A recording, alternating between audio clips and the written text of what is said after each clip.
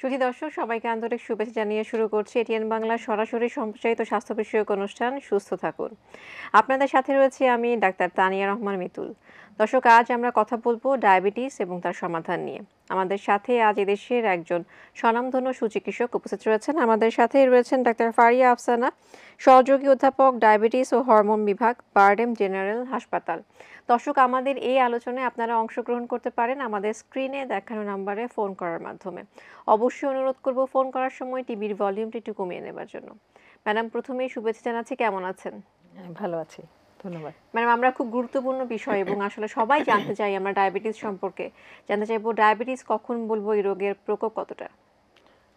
খুবই গুরুত্বপূর্ণ একটা প্রশ্ন, কারণ ডায়াবেটিস এখন একটা খুব কমন অসুখ বা অসুস্থতা হয়ে গিয়েছে।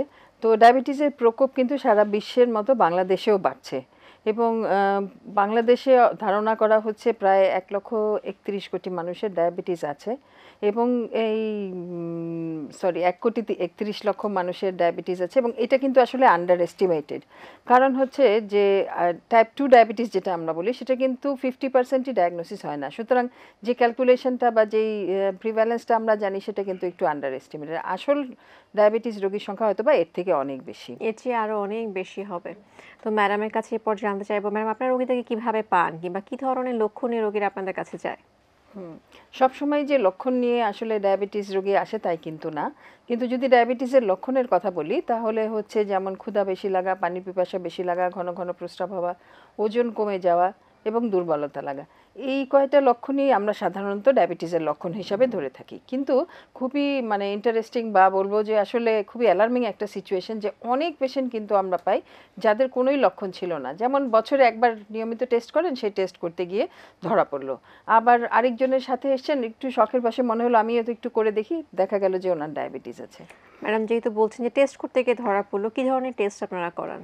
আমরা সাধারণত গোল্ড স্ট্যান্ডার্ড টেস্ট যেটা আমরা সেটা বলি সেটা হচ্ছে 2 স্যাম্পল ওজিটিটি বা ওরাল গ্লুকোজ টলারেন্স টেস্ট বা গ্লুকোজ খাইয়ে যে পরীক্ষাটা করা হয়। এখানে পেশেন্ট বা যিনি করতে চাচ্ছেন উনি সারা রাত না খেয়ে থেকে সকালে খালি পেটে আসেন এবং এখানে প্রথমে খালি পেটে একটা ব্লাড স্যাম্পল নেওয়া হয় এবং তারপর তাকে 75 গ্রামের একটা পরিমাণ গ্লুকোজ দেওয়া হয় এবং গ্লুকোজ খাবার 2 ঘন্টা পরে তাকে একটা ব্লাড টেস্ট করা হয় এবং এখানে একটা নির্দিষ্ট কাট অফ আছে, যদি এর উপরে থাকে তাহলে আমরা তাকে ডায়াবেটিস বলে থাকি। যেমন খালি পেটে ব্লাড সুগারের মাত্রাটা যদি 7 বা 7-এর উপরে থাকে এবং গ্লুকোজ খাওয়ার পরের মাত্রাটা যদি 11.1 মিলিমোল বা তার বেশি থাকে তাকে ডায়াবেটিস বলি। কিন্তু এখানেই কিন্তু আসলে শেষ না, কারণ নর্মাল একটা ভ্যালু আছে, সেটা আমাদের অবশ্যই জানা উচিত। নর্মালটা বলবো যদি খালি পেটেরটা 6-এর নিচে থাকে এবং গ্লুকোজ খাওয়ার পরেরটা 7.8 মিলিমোলের নিচে থাকে, তাহলে আমরা স্বভাবতই বুঝতে পারছি মাঝামাঝি একটা লেভেল আছে যে খালি পেটে 6 থেকে 7-এর মধ্যে এবং গ্লুকোজ খাওয়ার পরে 7.8 থেকে 11.1-এর মাঝে।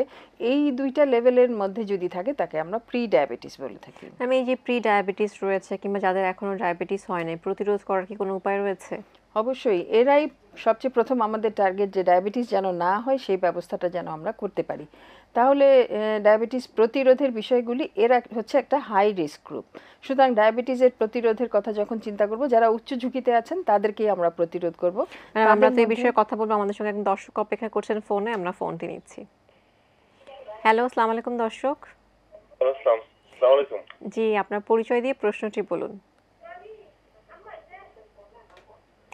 দর্শক, আপনার প্রশ্নটি বলুন। আসসালামু আলাইকুম। জি, ওয়ালাইকুম সালাম, আপনাকে শুনতে পাচ্ছি, আপনার প্রশ্নটি বলুন। জি, আমি কথা বলছি গোলাপ ফুলবাড়িয়া ময়মনসিংহ থেকে। তো আমার সমস্যাটা হলো আমার বয়স। আপনার বয়স কত?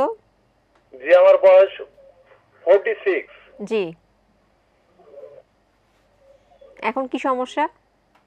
এখন সমস্যা হচ্ছে যে দেখা গেছে আমার প্রস্রাবটা করতে গেলে কিছু একটু ঘন ঘন প্রস্রাব হয় এবং প্রস্রাবটা আবার ক্লিয়ার মনে হয় যে প্রস্রাব করে আসছি, আবার ওই উঠার পরে মনে হচ্ছে আবার কিছু প্রস্রাব মনে হয় যে বাকি রয়েছে, এরকম আবার প্রস্রাব করতে গেলে আবার কিছুটা প্রস্রাব আমার আসতেছে। আর মূলত প্রস্রাবটা আমার মাঝে মাঝে শীত সময়ে একটু ঘন ঘন প্রস্রাবটা বেশি আসে।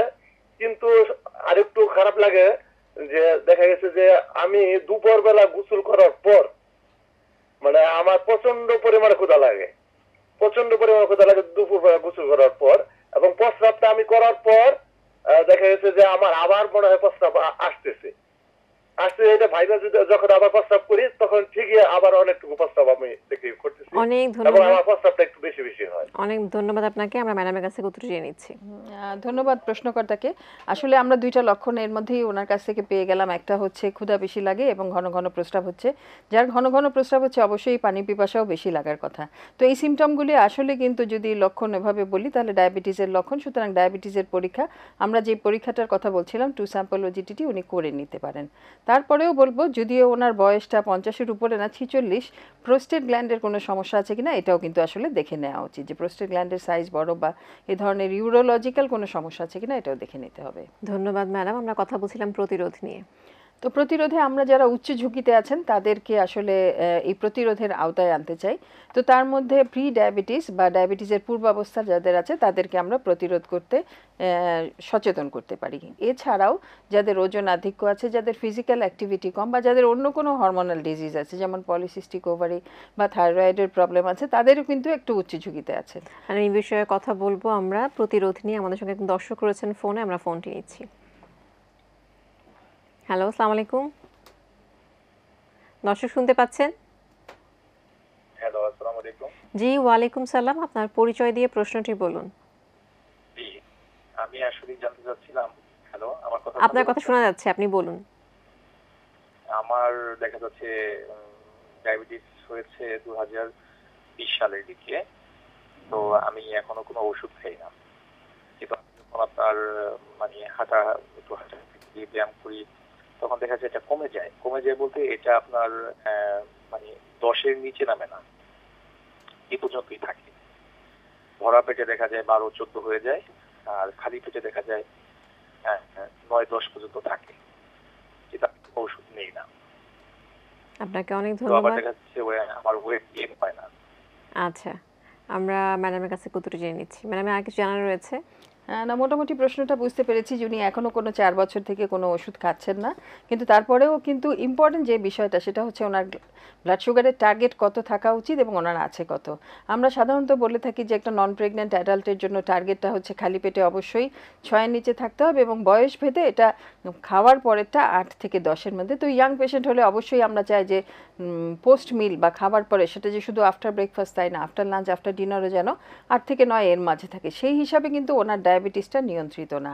সুতরাং আমাদের প্রাথমিক গোল হচ্ছে যে টার্গেট অ্যাচিভ করা, যেন ডায়াবেটিস জনিত জটিলতাগুলো না হয়। হ্যাঁ, সুতরাং ডায়াবেটিসের ওষুধ খাওয়া মানেই যে কোনো ভয়াবহ অবস্থা তাই কিন্তু না। সুতরাং ডায়াবেটিস নিয়ন্ত্রণের জন্য যদি ওষুধ লাগেও সেটা অবশ্যই নেওয়া উচিত, এবং ওনার ব্লাড সুগারের প্রোফাইল শুনে মনে হচ্ছে ওনার ওষুধ শুরু করাই অবশ্যই ওষুধ উচিত। নেওয়া উচিত।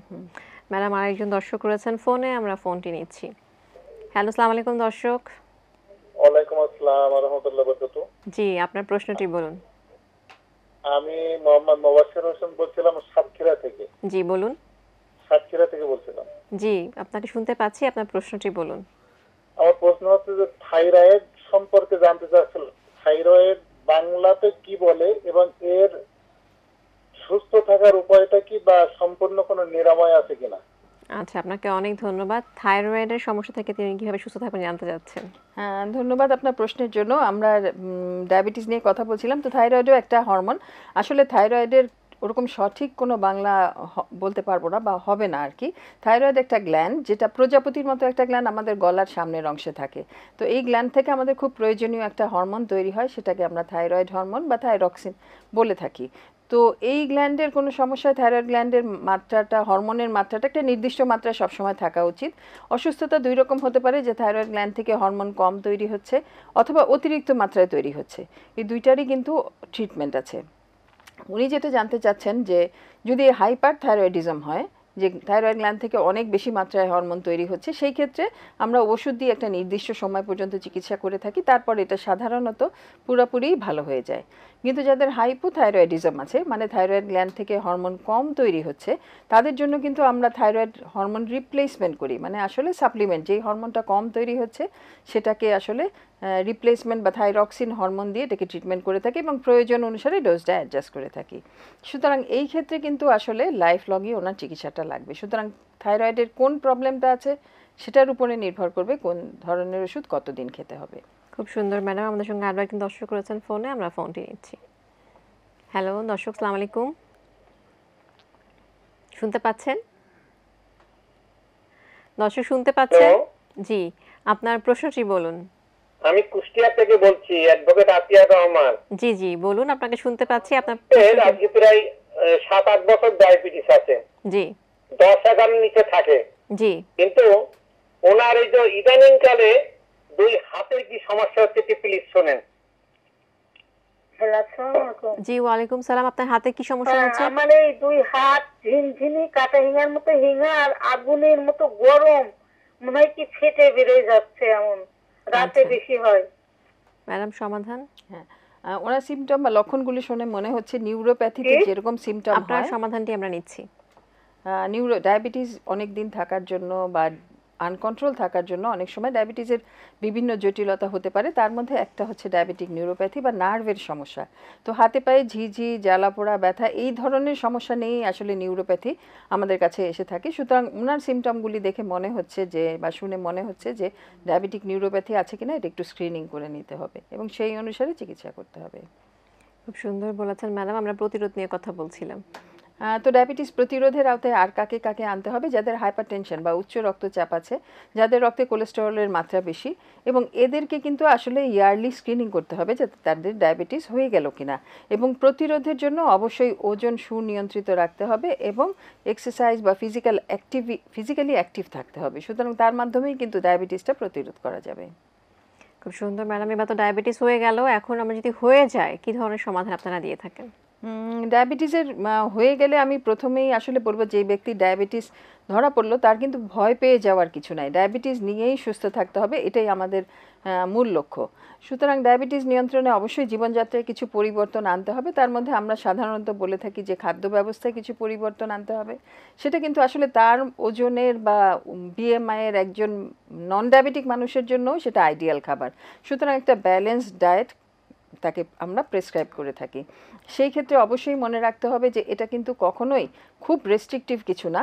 প্রত্যেকটা খাবার উপাদানই একটা নির্দিষ্ট পরিমাণে থাকতে হবে, শুধু চিনি বা মিষ্টি জাতীয় খাবারটা তার খাবার থেকে বাদ দিয়ে দিতে হবে।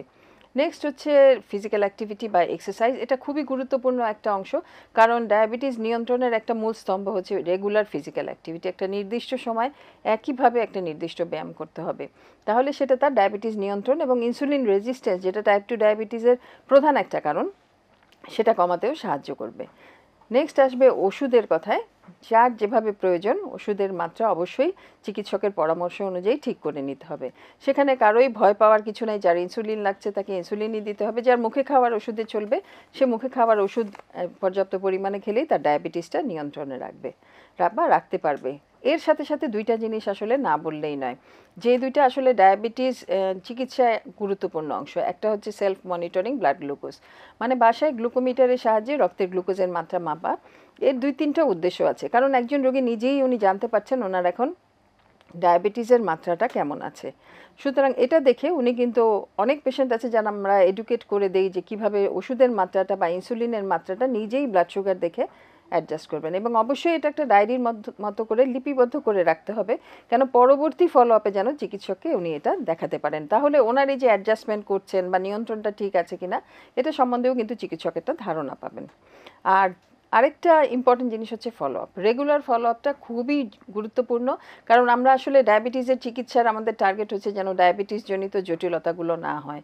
সুতরাং এটা যদি আমরা অ্যাচিভ করতে চাই তাহলে অবশ্যই রেগুলার এই কমপ্লিকেশন স্ক্রিনিংগুলি করতে হবে। সুতরাং ফলো আপটা অবশ্যই নিয়মিত হতে হবে। আমাদের সঙ্গে একজন দর্শক করেছেন ফোনে, আমরা ফোনটি নিচ্ছি। হ্যালো, আসসালামু আলাইকুম দর্শক। দর্শক শুনতে পাচ্ছেন? হ্যালো, আসসালামু আলাইকুম। ওয়ালাইকুম সালাম। জি, আপনার পরিচয় দিয়ে আমি প্রশ্নটি ঢাকা থেকে বলুন। বলছি, রহিমা বেগম আমার নাম। জি বলুন। প্রায় 60-62 বছর বয়স। আমি আজ 10 বছর যাবত 10-11 বছর যাবত ডায়াবেটিসে ভুগছি। আমার থাইরয়েড আছে, আচ্ছা কোমরে হাড় ক্ষয় আছে। আচ্ছা। হ্যাঁ, আর কোনো সমস্যা হাড় আছে? ক্ষয় আছে। তারপরে আমি অনেক রোগের রোগী। আচ্ছা, এখন আপনি কি জানতে চাচ্ছেন, কি সমাধান? ডায়াবেটিস ছিল, মাইন স্ট্রোক। আচ্ছা। তারপরে হঠাৎ মাথা ঘুরে পড়ে যায়। হঠাৎ মাথা ঘুরেও পড়ে যান। এখন সমাধান জানতে চাইছেন। আপনাকে অনেক ধন্যবাদ ম্যাডাম, আমরা সমাধানটা জেনে নিচ্ছি। তো আমরা জানতে পারলাম ওনার হিস্ট্রি থেকে যে আসলে ডায়াবেটিস আছে, উচ্চ রক্তচাপ আছে, আগে একটা স্ট্রোকের হিস্ট্রি, মানে ডায়াবেটিসের সব কমপ্লিকেশনগুলিই আছে এবং সাথে থাইরয়েডের প্রবলেম আছে। এখানে আমি যে কথাটা বলছিলাম, ফলো আপ কিন্তু খুব জরুরি। কি কি জটিলতা আছে এবং সেগুলি প্রপারলি ট্রিটমেন্ট হচ্ছে কিনা এটা কিন্তু দেখে নেওয়া জরুরি। মাথা ঘুরাচ্ছে, আমাদের দেখতে হবে শরীরে লবণের কোনো ঘাটতি হচ্ছে কিনা, যেটা ডায়াবেটিস ব্যক্তিদের আমরা অনেক সময়ই পেয়ে থাকি। প্রেশারের জন্য উনি কী ওষুধ খাচ্ছেন, স্ট্রোক যেটা হয়েছিল সেটার কারণেও কি মাথা ঘুরাচ্ছে কিনা, অবশ্যই নিউরোলজিস্টের পরামর্শ নিতে হবে এবং প্রত্যেকটাই স্পেশালিস্টের কাছে গিয়ে ওনার আসলে ডোজটা অ্যাডজাস্ট করে নিতে হবে এবং কমপ্লিকেশন স্ক্রিনিং তো অবশ্যই করতে হবে। যেহেতু একবার স্ট্রোক হয়েছে, ডায়াবেটিসের অন্য জটিলতাগুলো যেমন চোখের কোনো সমস্যা আছে কিনা, কিডনির কোনো সমস্যা আছে কিনা, হার্টের কোনো সমস্যা আছে কিনা, এগুলি সব স্ক্রিনিং করে দেখে নেওয়া প্রয়োজন। সুতরাং একটা রেগুলার চেক আপ ওনার জন্য খুবই প্রয়োজন এই মুহূর্তে।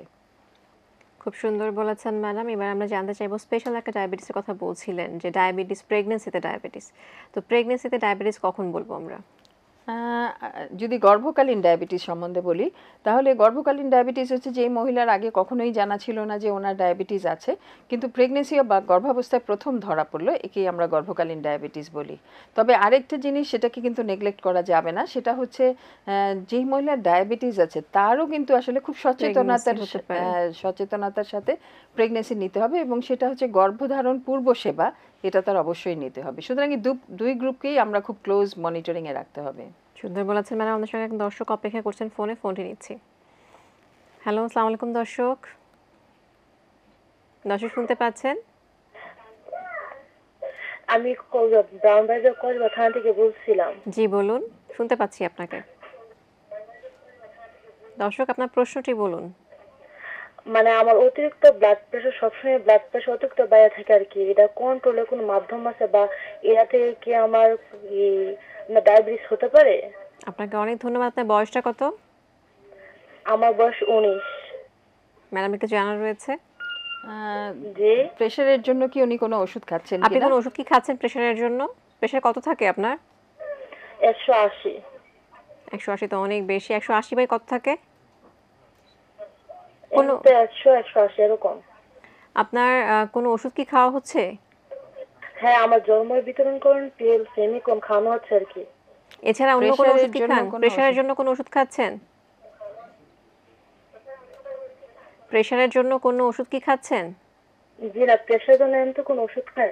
আচ্ছা, প্রেশার বাড়লে আমার অনেক চোখ ব্যথা করে, মাথা ব্যথা করে। আপনাকে অনেক ধন্যবাদ ম্যাডাম। তাহলে এখানে কিন্তু উনি জানতে পারছেন যে ওনার প্রেশার আছে, কিন্তু কোনো ট্রিটমেন্ট কিন্তু এখনো শুরু হয় নাই। সুতরাং অবশ্যই তার একটা ওষুধ লাগবে। কিন্তু এখানে যখন ওনার বয়সটা হচ্ছে 19 বছর, সেখানে কিন্তু আমাদের অনেকগুলো কারণও খুঁজে দেখতে হবে যে ব্লাড প্রেশারটা কিন্তু এই বয়সে এসেনশিয়াল যে হাইপারটেনশন, এটা হওয়ার কথা না। সুতরাং অন্য কোনো আন্ডারলাইং ডিজিজ বা অন্য কোনো রোগের কারণে এই হাইপারটেনশন, যেমন আমরা অনেক হরমোনাল ডিজিজেও কিন্তু এই হাইপারটেনশন বা উচ্চ রক্তচাপ বিশেষ করে ইয়াং এরকম বয়সের পেশেন্টদের পেয়ে থাকি। সেই ক্ষেত্রে আমাদের ওগুলো অবশ্যই এক্সক্লুড করে নিতে হবে। সুতরাং অবশ্যই ওনাকে একজন ব্লাড প্রেশার ম্যানেজ করতে পারছেন এরকম কার্ডিওলজিস্ট অথবা এন্ডোক্রাইনোলজিস্ট বা হরমোন স্পেশালিস্টের কাছে গিয়ে পুরোটা ইভ্যালুয়েট করে নেওয়া উচিত। এখানে আরেকটা কথা হচ্ছে, উনি ওরাল পিল খাচ্ছেন, এটা একটা মেনশন করেছেন। আমার মনে হয় সেই ক্ষেত্রে উনি অন্য কোনো ব্যবস্থায় গেলে একটু ভালো হবে। সেটার কারণ অনেকেরই দেখা যায় যে ওসিপি বা ওরাল কন্ট্রাসেপ্টিভ পিলে ব্লাড প্রেশার বাড়ার একটা সম্ভাবনা থাকে এবং যাদের ব্লাড প্রেশার বেশি তাদের ক্ষেত্রে আমরা ওরাল কন্ট্রাসেপ্টিভ দিয়েও থাকি না। হ্যাঁ ম্যাডাম, আমরা কথা বলছিলাম, ম্যাডাম আমাদের সঙ্গে আরও একজন দর্শক করেছেন ফোনে, আমরা ফোনটি নিচ্ছি। দুঃখিত, লাইনটি কেটে গিয়েছে। আমরা গর্ভাবস্থা ডায়াবেটিস নিয়ে কথা বলছিলাম। তো ম্যাডাম, আমরা কিন্তু জানলাম যে নর্মাল একজন মানুষের ডায়াবেটিস কত থাকবে, প্রেগনেন্ট মায়ের ডায়াবেটিস কত থাকবে, ব্লাড সুগার কত থাকবে? প্রেগনেন্সিতে আসলে টার্গেটটা যদি আমরা বলি কত রাখতে চাই, সেক্ষেত্রে কিন্তু অন্যান্যদের থেকে প্রেগনেন্সিতে আমরা ডায়াবেটিসটা খুব স্ট্রিক্ট কন্ট্রোল রাখতে চাই। যেমন খালি পেটে রাখতে হবে অবশ্যই 5.3 মিলিমোলের নিচে, এবং খাওয়ার পরে পোস্ট মিল মানে কিন্তু অবশ্যই খেয়াল রাখতে হবে, শুধু আফটার ব্রেকফাস্ট না, আফটার লাঞ্চ, আফটার ডিনার, এই তিনটাই কিন্তু থাকতে হবে আসলে 6.7 মিলিমোলের নিচে। সুতরাং এই টার্গেটটা অ্যাচিভ করার জন্য যদি লাইফস্টাইল মডিফিকেশন বা জীবনযাত্রায় পরিবর্তনের মাধ্যমে তার ডায়াবেটিসটা কন্ট্রোল না হয়, অবশ্যই তার চিকিৎসাটা ইনসুলিনের মাধ্যমেই করতে হবে। আমাদের সঙ্গে এক দর্শক রয়েছেন ফোনে, আমরা ফোনটি নিচ্ছি। হ্যালো, আসসালামু আলাইকুম দর্শক। দর্শক শুনতে পাচ্ছেন? আসসালামু আলাইকুম। জি, ওয়ালাইকুম সালাম। আপনার পরিচয় দিয়ে প্রশ্নটি বলুন। হ্যাঁ জি ম্যাম, আমার প্রশ্নটা হলো যে আমি 5-6 বছর যাবত ডায়াবেটিস পেশেন্ট, কিন্তু আমার ডায়াবেটিস আগে ভালোই ছিল, মোটামুটি 7 এর ভিতরে খালি পেটে ছিল, খাবারের পরে 8-9 ছিল, কিন্তু এখন ইদানিং খালি পেটে 20 হয়ে যায়, অনেক সময় 18-19-20 এরকম হয়ে যায় প্রায় সময়। কিন্তু আচ্ছা এর কি করা যায়? ওষুধ কিন্তু ডাক্তার দেখাচ্ছি, ওষুধ পাল্টাইও দেয় না, ভালো ওষুধই খাচ্ছি মোটামুটি। আমি একটু পরামর্শ চাচ্ছি আর কি আপনার কাছে। আপনাকে অনেক ধন্যবাদ, ম্যাডামের কাছে উত্তর জেনে নিচ্ছি। অবশ্যই যদি বলবো আমরা খালি পেটে যদি 20 বা তার ঊর্ধ্বে ব্লাড সুগার থাকে, সেখানে আমি জানি না উনি নির্দিষ্ট কোন কোন ওষুধগুলো খাচ্ছেন। সেখানে কিন্তু আমরা ফাস্টিং বা খালি পেটের রিপোর্টটা যখন 16.7 16.5 বা তার বেশি থাকে, সেখানে কিন্তু ইনসুলিন অবশ্যই শুরু করাটা ম্যান্ডেটরি। আর সাথে যে ওষুধগুলো আছে সেগুলি কোনো কোনো ওষুধ বাদ দিতে হবে এবং কোনো কোনো ওষুধ কিন্তু বাড়ানোও যেতে পারে। উনি অবশ্য বলেননি কোন কোন ওষুধ খাচ্ছেন, কিন্তু অবশ্যই ওনার ওষুধগুলো রিঅ্যাডজাস্ট করা উচিত এবং ইনসুলিন শুরু করা উচিত। অনেক ধন্যবাদ ম্যাডাম। এবার জানতে চাইবো যে ম্যাডাম আরও একজন দর্শক রয়েছেন ফোনে, আমরা ফোনটি নিচ্ছি। হ্যালো, আসসালামু আলাইকুম দর্শক। আসসালামু আলাইকুম। জি দর্শক, বলুন আপনার পরিচয় দিয়ে প্রশ্নটি বলুন। জি, আমি চট্টগ্রামের পটিয়া থেকে বলতেছি। জি বলুন। আমার 10-12 বছর, আমার ডায়াবেটিস, জি কিন্তু এখন দেখা যাচ্ছে ওই ডায়াবেটিসের কারণে কিডনির তরুণদেরই আমার একটা পায়ের মধ্যে একটা পা ফুলে গেছে। আচ্ছা ফুলে যাওয়ার পরে ওখানে ফুলে যখন কমছে, আমি ডাক্তারের শরণাপন্ন হলাম। ফুলে কমার পরে ওখানে ঠোঁয়া ফুসকা পড়ে গেছে, বড় বড় টমেটোর মতো। জি ওইগুলো ভেঙে যাওয়ার পরে এখন আমি ঘরের মধ্যে প্রায় 1 মাস হাঁটা চলাফেরা করতে পারছি না, পাটা সোজা করতে পারছি না। এখন আমি বিছানায়। এখন আপনি সমাধান জানতে চাইছেন ম্যাডাম, কি আর কোনো কিছু জানতে চাইছেন? জানতে চাইবেন? আমি জানার জন্য ফোন করছি। হ্যাঁ, এখানে আসলে পায়ের রক্ত চলাচল কেমন আছে এবং নিউরোপ্যাথি বা নার্ভের কোনো সমস্যা আছে কিনা এটা জেনে নিতে হবে। এবং তারপরে ওনার হিস্ট্রি থেকে যেটা মনে হচ্ছে যে ইনফেকশন আছে কোনো, যেটাকে আমরা সেলুলাইটিস বলে থাকি, এটার প্রপার অ্যান্টিবায়োটিক দিয়ে অবশ্যই চিকিৎসা করতে হবে। প্রয়োজনে যদি সমস্যাটা আরও বেশি প্রকোপ হয়, তাহলে অবশ্যই একজন সার্জারির বিশেষজ্ঞের পরামর্শ নিতে হবে।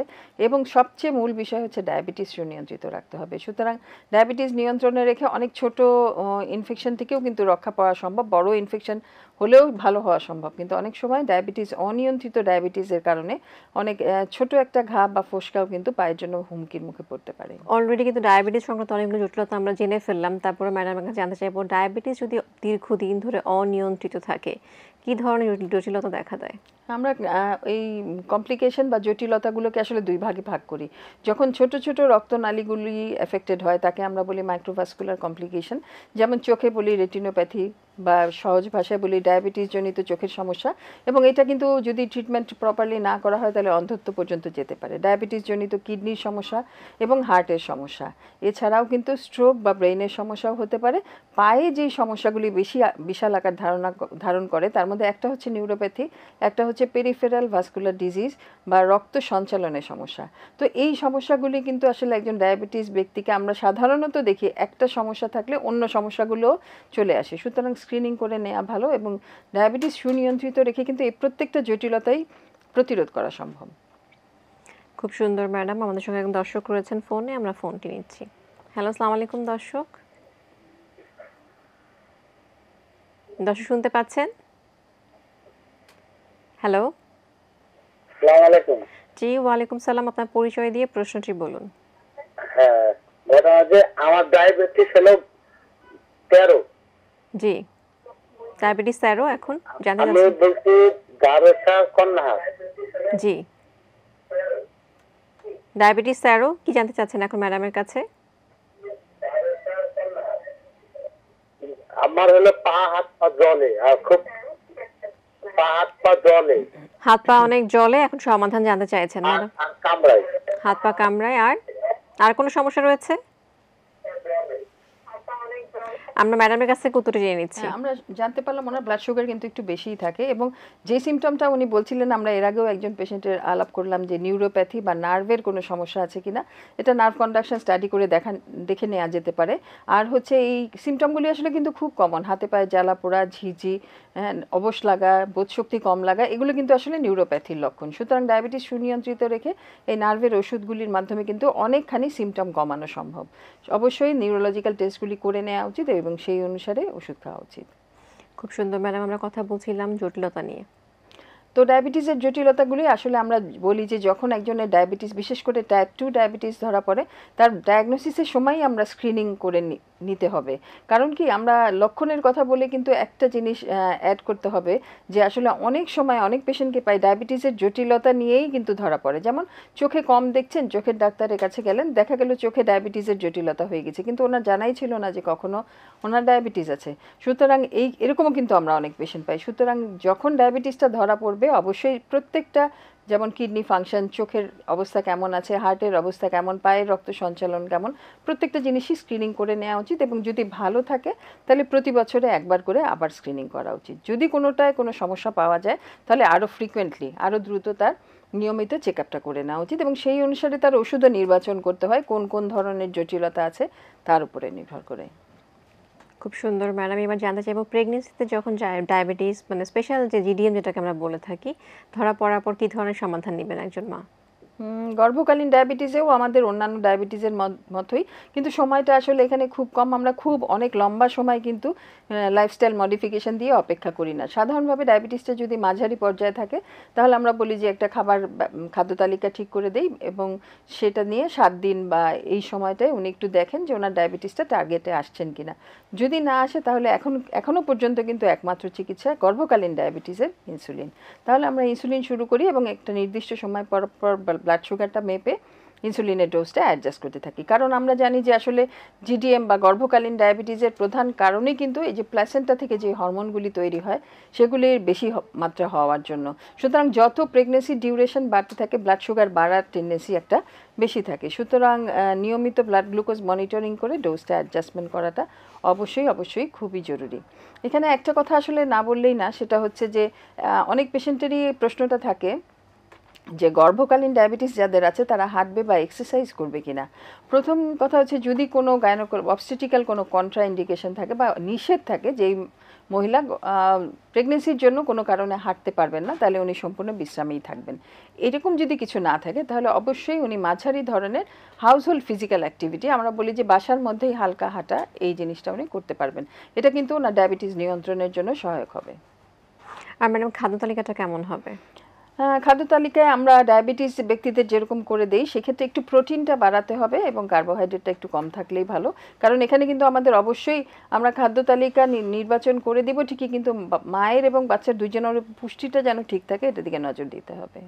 ম্যাডামের কাছে জানতে চাইবো ডায়াবেটিক ফুড নিয়ে অনেকে অনেক ভোগান্তিতে ভোগেন, তো ম্যাডাম এখান থেকে আমাদের মানে বেরিয়ে আসার কিংবা প্রতিরোধের কোনো উপায় রয়েছে কিনা? হ্যাঁ, এটা খুবই গুরুত্বপূর্ণ। ডায়াবেটিসের আমরা যেসব টপিক নিয়ে আলোচনা করি তার মধ্যে ডায়াবেটিক ফুড বা পায়ের সমস্যা কিন্তু খুবই জটিল আকার ধারণ করে। কারণ এর বেশ কয়েকটা কারণ আছে। একটা হচ্ছে পা হচ্ছে সবচেয়ে নেগলেক্টেড পার্ট। আমরা যতবারই হাত ধুই পরিষ্কার করি, কিন্তু পায়ের জন্য আমাদের কিন্তু খুব একটা সময় থাকে না। অনেক সময় সারাদিন পায়ের উপরেই হাঁটাচলা করছি আমরা, রাতে গিয়ে দেখতে পারে অনেক ডায়াবেটিক পেশেন্ট যে পায়ে একটা ক্ষত হয়ে গেছে। কখন হয়েছে, যেহেতু নিউরোপ্যাথি ছিল হয়তো বা পায়ে বোধ শক্তি নাই, সেক্ষেত্রে একটা ক্ষত সৃষ্টি হয়ে গেছে, উনি টেরই পান নাই সারাদিন। সেটা কিন্তু অল্প থেকেই বড় আকার ধারণ করতে পারে। আবার পা এমন একটা অঙ্গ যেখানে কিন্তু আমাদের ডায়াবেটিসের ওই মাইক্রোভাস্কুলার এবং ম্যাক্রোভাস্কুলার মানে ছোট রক্তনালী এবং বড় রক্তনালীর যে দুইটা কমপ্লিকেশন, একটা হচ্ছে পায়ের নার্ভের সমস্যা, আরেকটা হচ্ছে রক্ত চলাচলের সমস্যা, দুইটাই কিন্তু হতে পারে। সুতরাং দুইটা এবং সাথে যদি একটা ইনফেকশন থাকে তাহলে কিন্তু পাটার সমস্যাটা খুব বেশি আকার ধারণ করে। সেই জন্য নিয়মিত পায়ের যত্ন নেওয়াটা কিন্তু খুবই জরুরি। খুব সুন্দর বলেছেন ম্যাডাম। এই পর্যায়ে যেটা জানতে চাইবো যে প্রেগনেন্সিতে যে ডায়াবেটিসের কথা আমরা বলছি সেক্ষেত্রে বাচ্চার উপর কোনো ইফেক্ট রেখেছেন? অবশ্যই আমরা প্রেগনেন্সি স্ক্রিনিং করব তো এই জন্যই যেন মায়ের এবং বাচ্চার দুইজনেরই জটিলতা প্রতিরোধ করতে পারি। এবং প্রধান লক্ষ্য হচ্ছে যে আসলে আমরা শুধু এই যে প্রেগনেন্সির সময়টা, এই সময়টার জটিলতাই না, মায়ের জটিলতা এবং বাচ্চার জটিলতা, বাচ্চার কোনো জন্মগত ত্রুটি যেন না হয়। তারপরে আমরা একদম অনুষ্ঠানের শেষ পর্যায়ে চলে এসেছি, একদম এক কথায় দর্শকদের উদ্দেশ্যে কিছু বলার জন্য অনুরোধ করব। আসলে সবার জন্য অনুরোধ থাকবে ডায়াবেটিস নিয়ে ভয় নয়। ডায়াবেটিস ধরা পড়লে অবশ্যই ডায়াবেটিসের চিকিৎসা সঠিকভাবে নিলে পরে কিন্তু ডায়াবেটিস নিয়েই সুস্থ থাকা যাবে। অনেক ধন্যবাদ ম্যাডাম আপনাকে। আশা করছি আজকের আলোচনা থেকে দর্শকরা উপকৃত হয়েছেন। শুধু দর্শক, আমরা যেটা জানলাম ডায়াবেটিসের নানা প্রতিকূলতা রয়েছে এবং তার সমাধানও রয়েছে। সমাধান নিয়ে সুস্থ সুন্দর জীবন হবে সবার। বিদায় নিচ্ছি সুস্থ থাকুন থেকে। আবারও দেখা হবে নতুন কোনো স্বাস্থ্যের তথ্য নিয়ে। সে পর্যন্ত সবাই খুব ভালো থাকুন, এটিএন বাংলার সাথেই থাকুন। আল্লাহ হাফেজ।